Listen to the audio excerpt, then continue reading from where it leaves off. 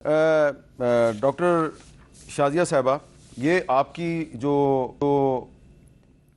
Standing committee ہے اس کی آگے سے ایک سب کمیٹی بھی ہے، sub committee on national health care. آپ نے پچھلے سال کچھ پرائم منسٹر کو ریکمنڈیشنز بھیجی تھیں، آپ کو یاد ہیں ساری؟ جی. اس میں آپ نے کہا تھا کہ اسلام آباد میں کسی بھی نجی ہاسپٹل کے پاس لائسنس موجود نہیں، IHRA کا رجسٹریشن بورڈ فعال نہیں، لائسنسنگ کا عمل غیر فعال ہے، اور بھی آپ نے بہت سی اس میں سفارشات کی ہیں. تو کوئی اس کا رسپانس آیا تھا؟ اتنی بڑی آپ نے جب ان کو خبر دی حکومت پاکستان کو کہ پاکستان کے کیپٹل اسلام آباد کے کسی بھی پرائیویٹ ہاسپٹل کے پاس لائسنس نہیں ہے، کوئی رسپانس آیا؟ دیکھیں میر صاحب، سب سے پہلے تو ہم نے آئیڈینٹیفائی کیا، جب ہم نے ان سے لسٹ لی تو مور دین 2000 ہاسپٹلز صرف اس 28 کلومیٹر کے ریڈیس میں بنے ہوئے ہیں اسلام آباد میں، اور جس میں ہمارے پیمز اینڈ پولی کلینک کے علاوہ 2000 ہاسپٹلز بنے ہوئے ہیں، اور مور دین 200 لیبارٹریز بنی ہوئی ہیں، پرائیویٹ لیبارٹریز بنی ہوئی ہیں.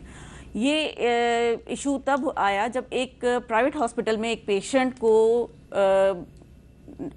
ٹریٹ صحیح نہیں کیا گیا، اس کو نہ تو ایڈمیشن اس کا کیا، نہ ER میں اس کو ٹریٹ کیا گیا. جب اس کو پیمز بھیجا گیا کہ آپ پیمز جا کر وہاں پہ دکھائیں، گورنمنٹ ہاسپٹل میں جائیے، تو وہ پیشنٹ ہاسپٹل پہنچنے سے پہلے اس کی ڈیتھ ہو گئی.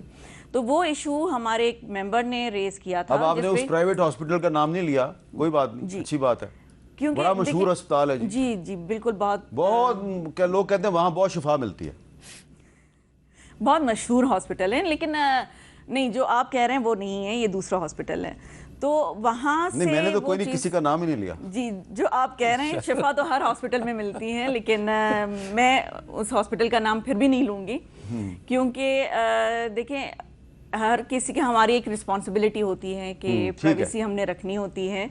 تو ہم نے اس چیز کو آئیڈینٹیفائی کیا، اور اس ممبر کے کہنے پہ چیئرمین ڈاکٹر مہیش ملانی نے سب کمیٹی بنا دی. جب ہم نے سب کمیٹی بنا دی تو اس میں پھر ہمیں یہ انکشافات ہونا شروع ہوئے کہ جتنے 2000 ہاسپٹلز ہیں یا جو 200 لیبارٹریز ہیں، کسی کے پاس بھی کوئی لائسنس نہیں ہے. ایون کہ ہمارے بہت بڑے ہاسپٹل یا چھوٹے PG کلینکس بھی جو بنے ہوئے ہیں، کسی کے پاس بھی لائسنس نہیں ہے. اور ان کو لیز جو دی گئی ہیں وہ یہ سمجھ لیں کہ چنے کے بدلے دی گئی ہیں. کوئی ان کی، یعنی آپ سمجھ لیں کہ 50 روپے پہ پوری بلڈنگ لوٹ مار ہو رہی ہے اسلام آباد. بالکل ایسے ہی ہے. اور ابھی بھی وہ مسکرا رہے ہیں، ایڈوکیٹ جنرل صاحب مسکرا رہے ہیں. مشہور ہاسپٹلز کو آفر کیا گیا ہے. پورے پاکستان میں یہ کام ہو رہا ہے ابھی. نہیں، ابھی جدون صاحب نے کہا نا کہ جب ہماری یہ، میں اسی لیے اس بات کو کنیکٹ کر رہی ہوں کہ IHRA کی جب میٹنگ ہو رہی تھی تب ہم نے سارے ہیلتھ کمیشنز کو انوائٹ کیا تھا، اور سب نے یہ مانا تھا کہ سندھ کے ہیلتھ کیئر کمیشن نے سب سے زیادہ کام کیا ہے. اب آپ اپنی پارٹی کا جو ہے نا موقف بیان کر رہی ہیں. نہیں میر صاحب، یہ ہمارا جو انڈیپینڈنٹ رہا ہے وہ پنجاب میں ہیلتھ کیئر کمیشن سے کام. آنیسٹلی نہیں، میں آپ کو بالکل، یہ ہمارے منٹس میں ہے. آپ اگر ہماری اچھا بات سنیں، مجھے آپ یہ بتائیں کہ یہ جو PIMS کا جو حادثہ ہے، اس کی انکوائری کے لیے جوڈیشل کمیشن نہیں بننا چاہیے؟ سر، جوڈیشل کمیشن کے بغیر انکوائری ناممکن ہے.